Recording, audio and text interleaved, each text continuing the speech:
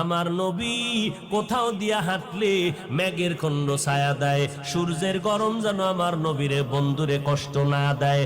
আমার নবী যেখানে কদম দেন ওই জায়গার থেকে দীর্ঘদিন পর্যন্ত মিশকের ঘেরান আসতে থাকে।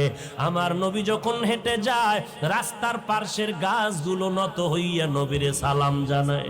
সাহাবায়ে কেরাম বলেন, নবী সামনে, আমরা পেছনে পেছনে হাঁটতেছি, বার সালামের আওয়াজ কানের মধ্যে পাই। ও নবী, মানুষ নাই, কোথা থেকে যেন সালামের আওয়াজ আসতেছে।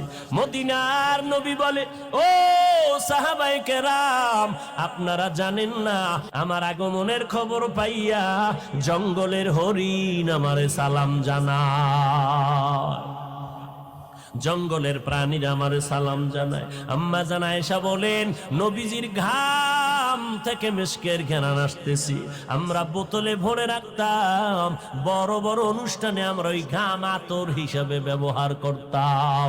ও নবীর উম্মতের দল, যেই নবীর শরীরে মশা মাছি পড়া হারাম, নবীর শরীরে একটা মশা পড়ে না হারাম, ওই নবী আমার দিনের জন্য কত কষ্ট করে জীবন কাটাইলেন।